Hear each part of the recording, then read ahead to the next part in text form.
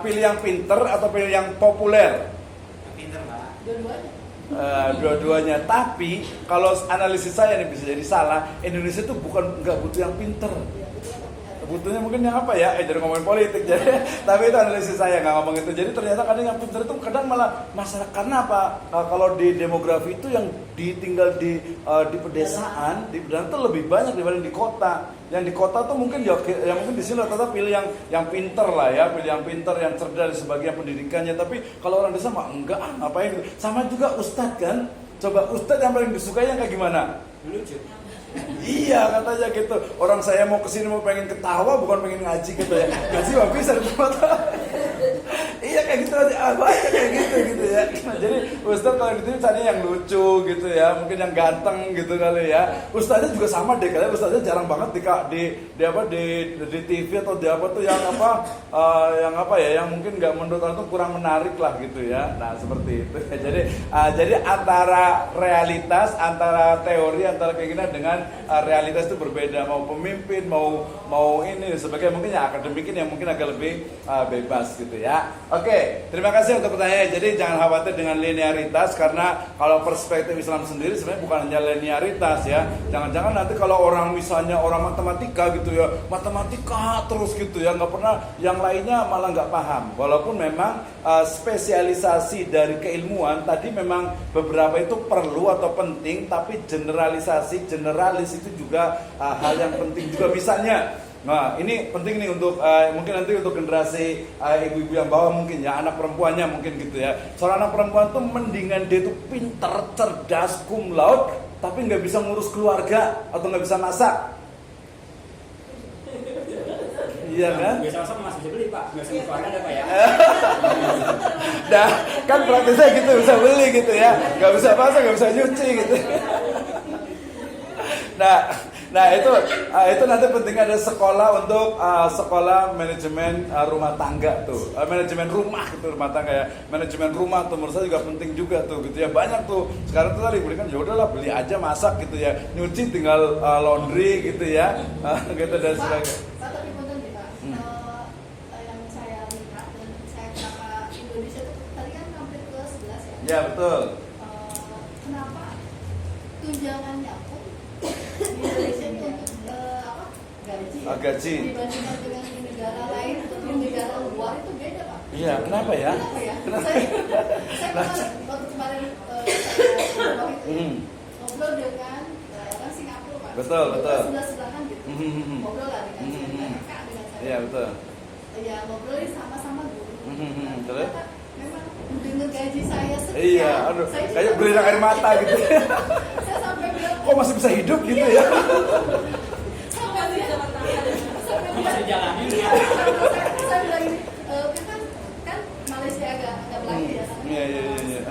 Saya sampai bilang di kami itu hampir 9 sekian. Iya betul. Kalau dirupiahkan. Iya. Kan kemarin tuh Pak waktu dosen ada kita STAI ya. Kebetulan kan saya STAI sih betul Pak. Ya. Ada dosen matematika yang memang keluar dibandingkan di sini. Oh iya betul, banyak ya. Betul. Pilihan di luar gitu ya. Tapi boleh juga lah seperti itu. Tapi kalau menurut saya juga kemarin masih dikasih amanah ngajar di Singapura juga dan menurut saya itu banyak sekali guru-guru madrasah di sana di Singapura itu, termasuk juga di Malaysia gitu ya. Ya kita kalau menurut saya sih jangan terlalu wow gitu ya. Artinya, di Singapura 9 juta kecil lah gitu ya. Ada teman itu gaji 25 juta itu kecil.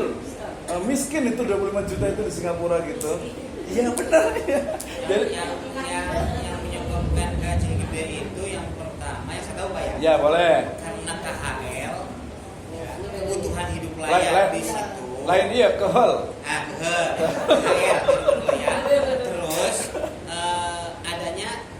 tidak adanya peminat untuk bidang itu. Makanya dirangsang supaya orang mau gajinya gede. Digedein kenapa? Karena memang kebutuhannya gede. Gitu. Betul ya. Kalau di kita mungkin masih combro masih ada 1000, di sana nggak mungkin ada 1000. Gitu, Iya, jadi nanti boleh lah ngomong kayak gitu tadi, boleh lah mengatakan bahwa gaji di Singapura sampai di Amerika itu kan di YouTube banyak banget tuh, ini sampai 20 juta gitu ya, di Jepang 20 juta katanya, tapi combro itu 100.000 gitu ya. Tapi guru itu kan memang dihargai ya. Iya betul. Dihargai di Malaysia di Singapura itu dihargai. Jadi mereka pemerintah itu Ya, betul. Ya, ada lah. Ya, betul. Kalau dari sisi gaji, kalau menurut saya sebenarnya ya boleh lah naik satu level, nggak apa-apa, nggak terlalu tinggi ya. Tapi ketika saya riset di sana juga, ini yang paling penting kualitas mereka itu memang dari sisi manajemen kelas. Nanti kayaknya harus presentasi nih. Siapa Bu ini sebenarnya? Bapak ya. Kalau kira-kira kalau pas masuk kelas itu sebenarnya seperti apa sih sebenarnya, konsisten nggak dengan istilahnya itu urutannya ini gitu, konsisten ya kata itu ya. Tapi termasuk profesional kali ya, beda dengan yang lain. Nanti berarti boleh lah di studi di tempat ini, mungkin di yang lain itu kira-kira kayak supervisi gitu, kayak gimana sih mereka mengajarnya itu.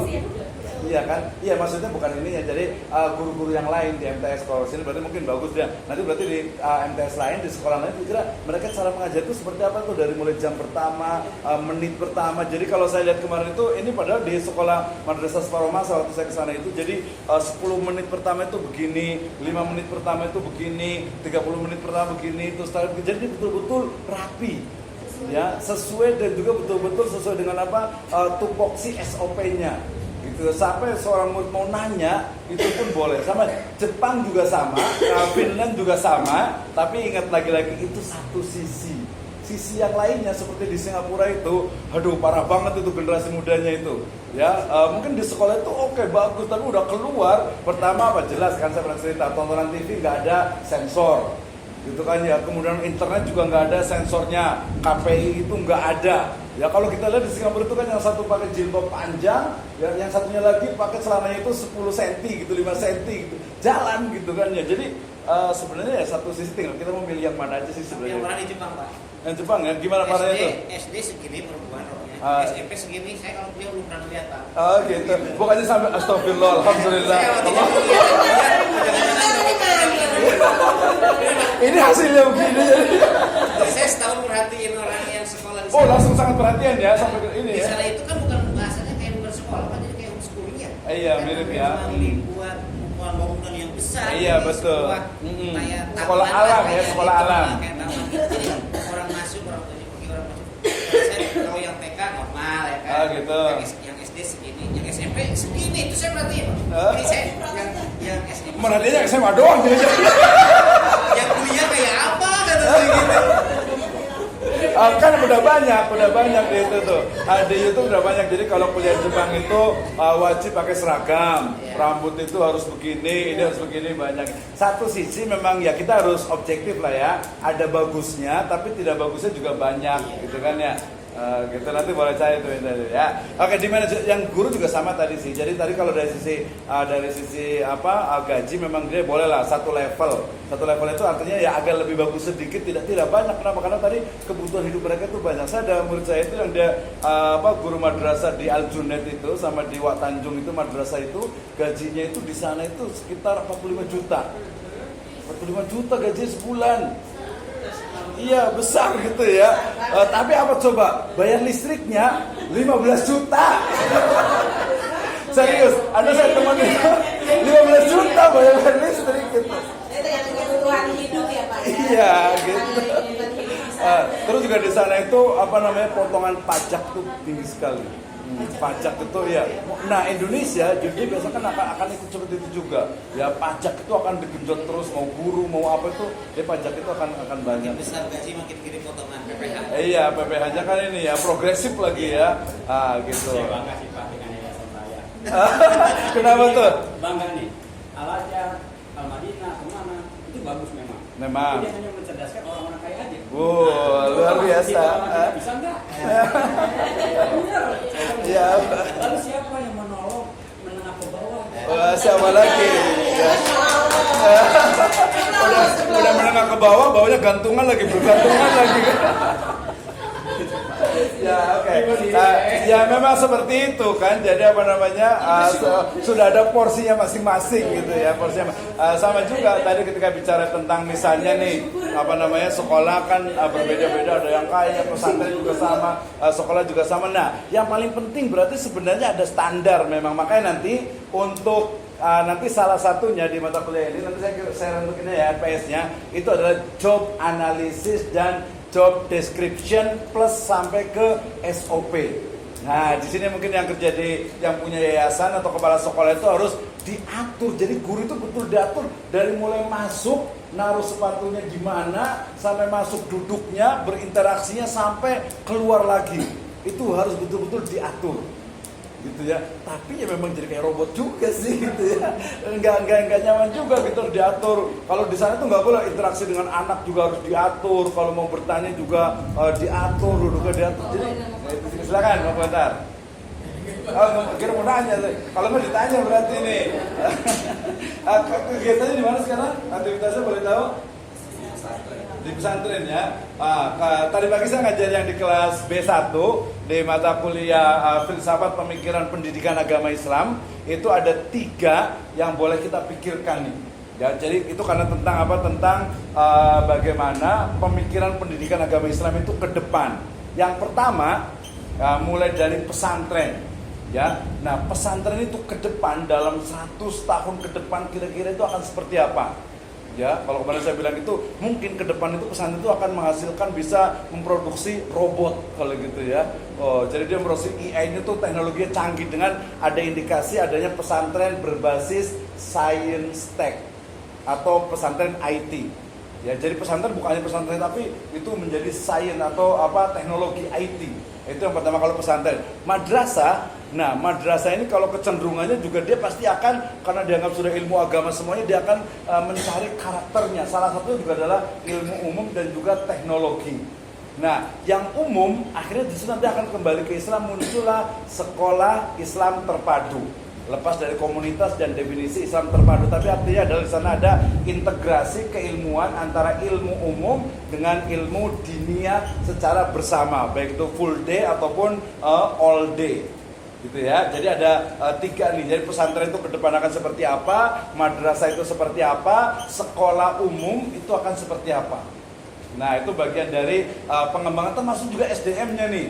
Ya, misalnya kita cari, nanti boleh cari yang unik. Misalnya ada nggak pesantren yang mengajarkan, kalau yang di tempat saya dengan yang di Sukabumi itu dia sudah ada yang robotik. Ya, anak santri udah jadi robotik sekarang itu ya. Kalian tahu nggak sih? Robotik itu apa ya? Robotik itu apa sih ya? Aduh, saya nggak tahu lagi. Pokoknya intinya pesantren di Sukabumi dengan sudah banyak pesantren itu ya SD, SMP, SMA, pesantren MIMT saja itu sudah ajarkan robotik. Ya, kemudian pesantren yang berbasis IT di mana di Sentul, kemudian di Jonggol itu sudah ada. Ya, ke depan saya yakin tadi kalau bilang tahfidz, ya tahfidz itu nomor 1. Tahfidz itu adalah basic atau dasar. Gitu ya, dasar. Tapi what's next setelah itu? Bisa jadi sudah hafidho, bisa jadi dokter, bisa jadi TNI, bisa jadi Polri, bisa jadi PNS. Bahkan kita berdoa nanti kita presiden kita hafidh Al-Quran. Amin, gitu ya. Bisa jadi. Jadi tadi bisa tanya. Oh, jangan amin, kabul katanya gitu ya. Oke, saya nggak suka politik, tenang aja gitu ya. Jadi seperti itu tuh. Jadi pesannya itu adalah kalau kita di SDM berarti ya nanti seperti apa untuk mengajarkan yang kedepannya. Tadi pesantren, madrasah dengan sekolah Islam terpadu, bukan komunitasnya Islam yang dia sekolah umum tapi dia Islamnya juga terpadu banyak. Nah, madrasah juga seperti itu. Kira-kira nih punya prediksi tidak? Level master harus bisa nih. Madrasah ke depan itu akan seperti apa? Ya, akan seperti apa kira-kira nih? Nanti bolehlah studi banding kemana gitu ya. Yang ada madrasah mungkin sekalian ke Maldives gitu kan ya. Mampu bersaing dengan yang lain. Mampu bersaing. Iya, salah satunya sekarang kan Man Ihsan Cendekia ya. Betul man, ya. Terbaik. Dia terbaik itu dari sisi apanya? Dari akademisnya Pak. Nilai ya. Nilai ya. Ujian terbaik pun dia dan banyak. Iya, paham. Bahkan waktu di TV ada lomba sains, dia menang, betul. SMA lain kalah. Iya, betul. Nah, itu memang salah satu dari keunggulan Kemenak kan ya. Jadi dia memang Man Cendekia itu karena dia memang tapi lagi-lagi itu adalah IQ-nya gitu ya. Iya, terus yang lainnya ya kita tapi memang standarnya itu, maka nanti dievaluasi sendiri guru dalam mengevaluasi itu harusnya seperti apa. Nanti boleh dicari namanya itu adalah maslahah performa. Ya, maslahah performa itu adalah satu tool untuk mengukur kinerja SDM. Ya, ini paling penting nih. Ini kan saya bilang mata kuliah ini adalah khusus untuk para leader, untuk para pemimpin, lebih tepatnya untuk para manajer di bidang pendidikan. Kalau kita kemarin saya sudah bilang juga, kalau kita bilang guru A nggak bagus, guru B bagus, like and dislike, ya tanpa ada by data, wah itu dalam organisasi itu bahaya, gitu kan ya. Oh ini bagus nih, buktinya apa? Surveinya cuma dari anak-anak saja, oh nggak bisa juga, ya harus nanti lihat dari sisi ukuran yang kemarin apa? KPI, apa itu kemarin KPI? KPI? Lupa lagi. Balik lagi ke situ karena memang manajemen SDM salah satunya adalah mengukur kinerja dari SDM atau SDI dalamnya adalah gurunya. Oke ya, gimana Pak Nur, ada pertanyaan nggak? Kalau menurut saya apa yang tadi saya coba sedikit baca dalam rekrutmen itu Pak, jika kita ingin rekrutmen linear itu di